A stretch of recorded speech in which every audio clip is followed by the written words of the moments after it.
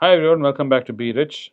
One of the things you guys have been always wondering is how nice it would be if I could be rich enough to get participate in private equity and as a venture capitalist enter these companies at an early stage before IPO and have a lot of the cream, as they say, before it goes public, because most of it is lost once it goes public. And Shashwat is here to warn us why maybe that's not the best thing to do, and rather to wait for it to go public and for a few years and financials to come out, really understand, and not to go into the dark abyss which is known as private equity. So if you look at the US in the past 3-4 years, private equity, well, actually the US since 2011, once the great financial crisis happened and banks started being regulated even more, and 2011 is when it started picking up again. Around 2011, 2012, the interest rate cycle was at its low, and it continued that way for the decade and a half after, until very recently when interest rates shot back up again post the inflation after the COVID stimulus.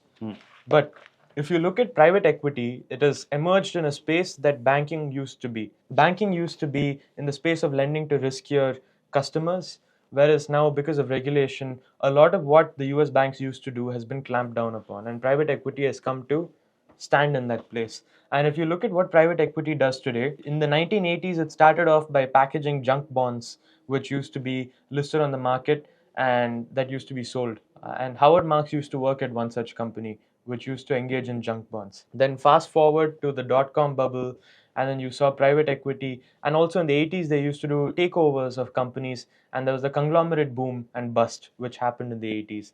And then in the 2000s, early 2000s, you had the dot-com bubble. And then fast forward another 10 years, and then you come to the great financial crisis. And the great financial crisis was a bunch of banks basically coming together and securitizing certain assets which they shouldn't have been securitizing. And you've had backed securities being collated into one asset, sliced and diced, and sold in packets to different people. And you basically have subprime loans which were issued. And I think all of you know about the great financial crisis.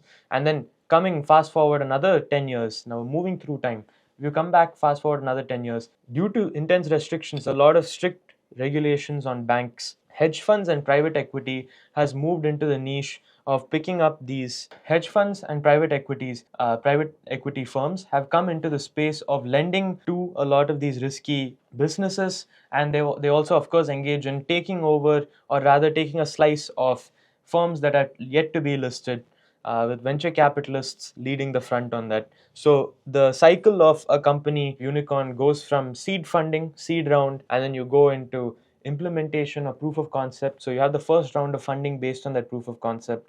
Then you have the second round, third round, how many ever rounds after that. And then finally you get to IPO, where the people who got on the bus can get off the bus, whoever chooses to get off the bus. So during this few years, it takes a few years to go through the cycle. And during this period, you'll basically see a lot of people get on and a lot of people get off. And the people who get on because they know that they're able to exit later on, either because they can sell their seat to someone who wants to get on in the middle, or they'll reach the destination where they'll get to get off before the bus starts to the next destination. So this is how the system works. And the system heavily relies upon a concept known as liquidity. Liquidity being that someone is always there to buy the asset or sell the asset. Both sides, it takes both sides to have liquidity in a market. And generally, the buying side is the most constrained because there aren't enough buyers during illiquid times. So, considering all this, what is happening in private equity if we look at it? Well, there's a lot of trouble. Private equity is going through a period of trouble, which is sort of being offset by some of the AI boom effects, because a lot of investors are still willing to invest in AI startups, and there's some liquidity for AI tech firms, but there's a saturation point there as well. But if you look at private equity in general in the US, it's been showing signs of trouble because you're having companies that are finding it harder and harder to sell their stake in unlisted companies. A lot of companies are delaying their IPOs, especially in India, for example. You have a situation in India where a lot of the companies that went public in the initial public offering that they put out have gone down by 30-40% since their listing. And this is a worrying trend for companies that would like to list on the Indian market. And if you look at the US market, apart from AI, which is doing quite well right now, apart from the Magnificent Seven and the AI stocks and AI ancillary stocks, if you look at the general economy, the S&P 500 has gone up by about 20% in the past year, I think roughly 20%. And if you look at the S&P Equal Weights Index, that's only gone up by 6%.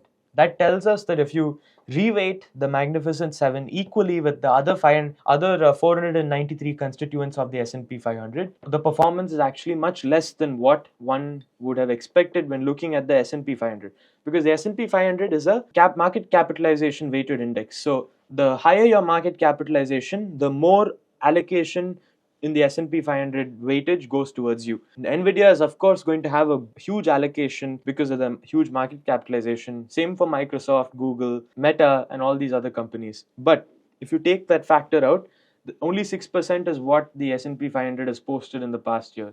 And it had a very troubling period initially after the Trump tariffs, which is why Donald Trump actually issued a 90-day pause on tariffs, because the market took a huge beating when he announced the tariffs. It's left to be said whether the tariffs are going to continue and in what form they're going to continue. I know there are a few agreements that Trump has put out with 15% tariffs, 25% tariffs, but we need to see what is sustainable and what is going to last.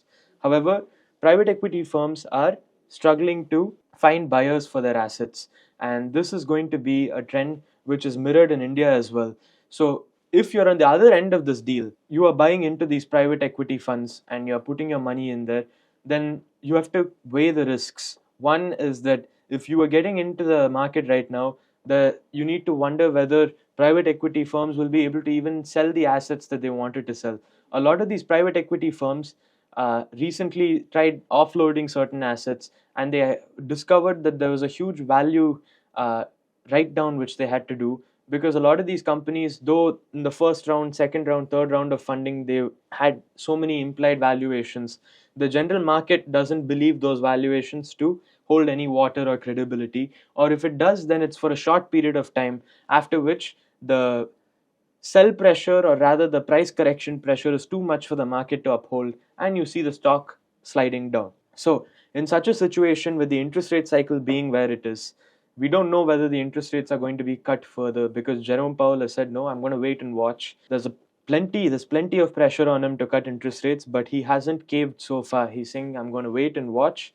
So we need to look at what happens there. And then if you look at the US, we look at India, we've marginally started cutting rates, but yet to see how that's going to impact the market. If you look at the actual rates that are in the market in terms of the securities being bought and sold in the RBI auctions and the exchange that happens, market exchange, you see that the interest rate is actually ticking slightly above what the RBI considers the guidance rate to be. So given all of this, there is going to be some pressure, and we need to wait and watch and see what happens. If you look at Blackstone, for example, this is one public which has a private equity wing to it, and it's a publicly traded company, I'm pretty sure, in the US, and its valuation has come down quite a bit. It's ETF.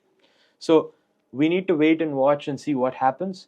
But the way I see it, at least, I don't think it's very wise going into these illiquid assets, because once you buy them, you need to find someone on the other end to buy them from you, in case you want to get out at any time.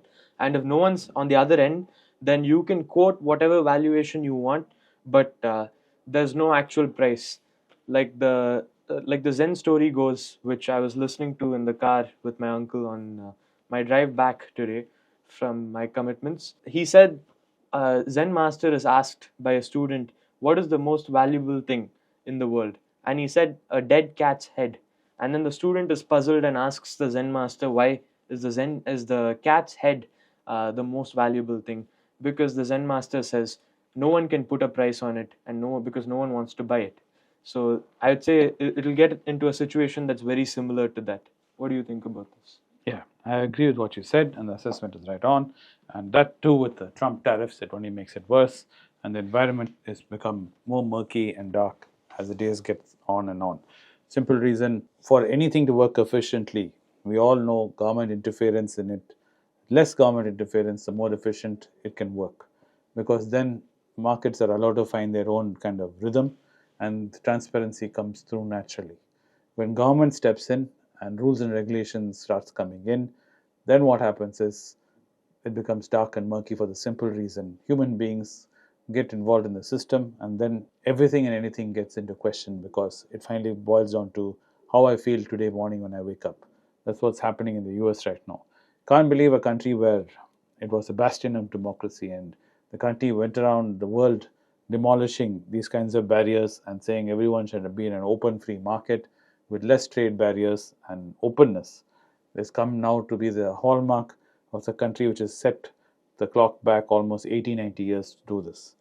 This is going to add more murkiness in this private equity and venture capital because now more efforts will be spent in pleasing government bosses across borders, and wastage of capital is going to happen. That means more numbers are going to look more and more vague and uncertain. As an investor, playing in this kind of water is highly dangerous because you really do not know who's telling you the truth when it comes to it. We thought it was bad before, it's only going to get progressively worse as things roll on forward. No, and even if you look at the recent job performance in the US and the economy performance, there's another article on The Economist which said that, look, a large chunk of why the US economy is doing all right today is simply because AI has become a new craze, and all these magnificent seven companies who had their money in coffers, they had huge reserves, cash piles. They're now putting it out into capital expenditure. They're building data warehouses, they're building data centers, and it's creating a huge capital expense and it's pushing up the economy. However, if AI turns out to be not all that it was set out to be, then the question is, where is the bubble going? Is it a bubble, first of all? And if it is a bubble, then what are the repercussions when it pops? How big is the bubble? Is it a small bubble? Is it a large one? Because same thing happened. The US has very poor financial memory.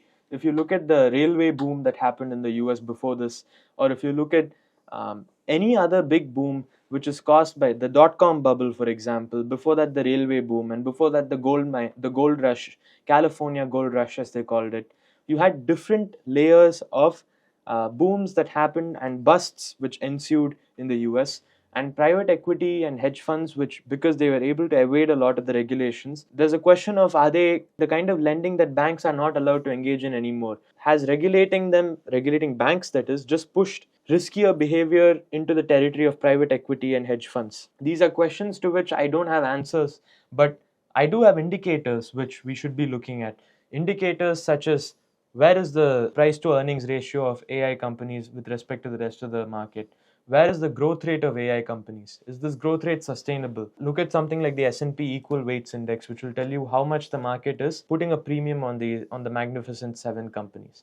So you have these different measures which you can use to get an idea of what's going on in the US economy. It's a tale that's as old as time, that when humans get excited about something, especially when investing into something, the working capital cycle expands, that you have larger and larger investments into your working capital. You have IT companies going asset heavy now instead of asset light models, and you end up in a situation where the economy is now doing all right, but we need to wait and watch and see whether this is a bubble, and if it pops, what are the repercussions, because the US needs some other growth engine apart from just AI to keep them rolling. If AI tempers down a bit, what do you think? The problem with AI is there is so much of speculation there because we really don't know where it is that AI stands right now, or nor are we able to perceive where AI's future is.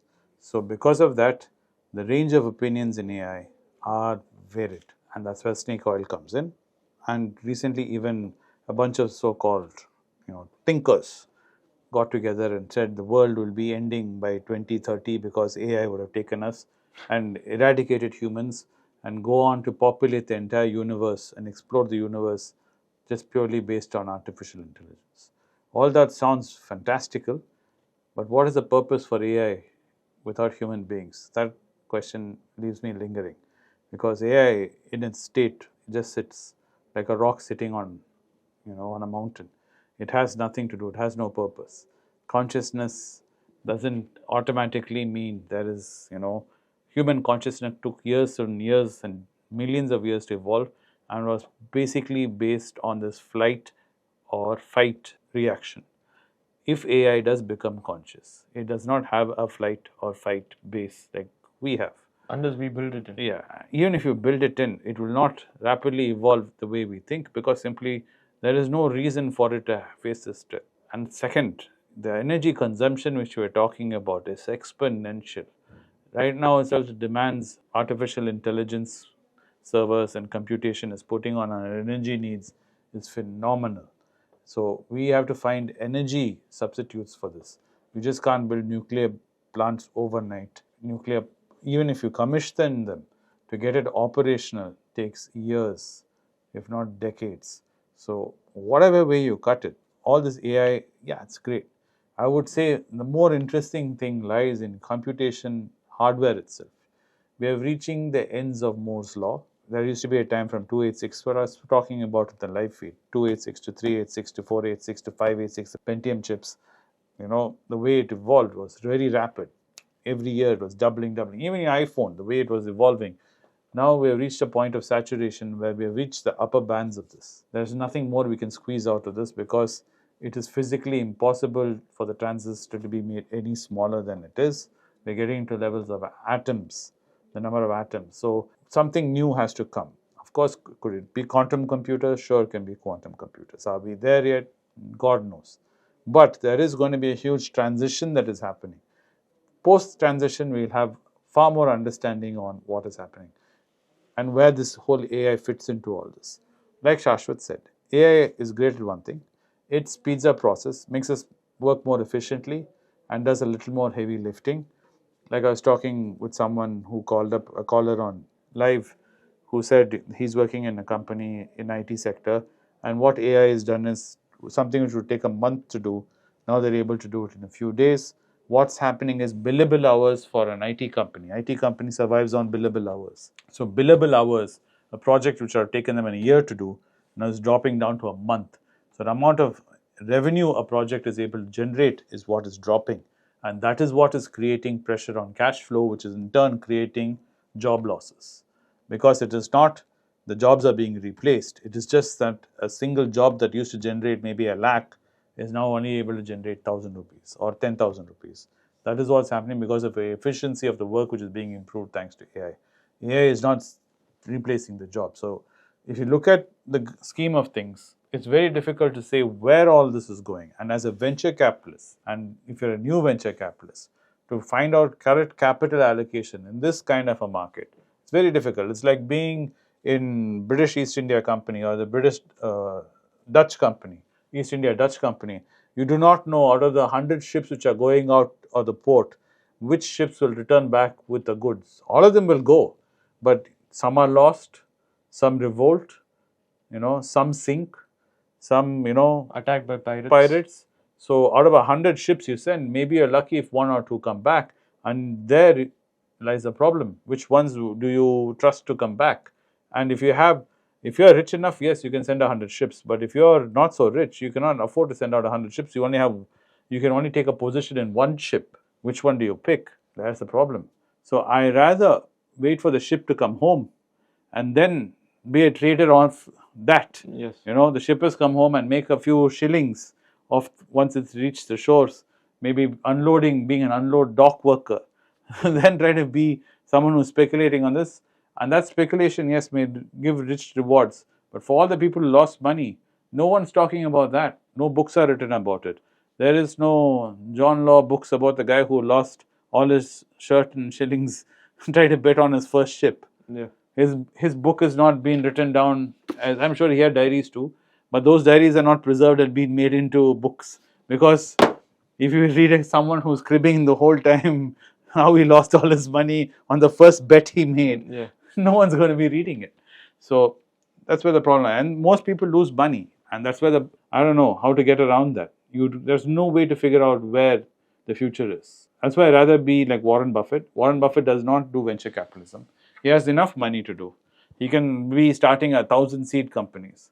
He can be investing on every single project that comes his way, and he still have cash left over. And is he doing that? No. And that is the reason. So anyway, this is a long conversation. I hope we got some clarity, and that it's good that we're not able to do participation in equity and venture capitalism. Though it may seem like a shortcut to quick money, safer than FNOs, but it isn't.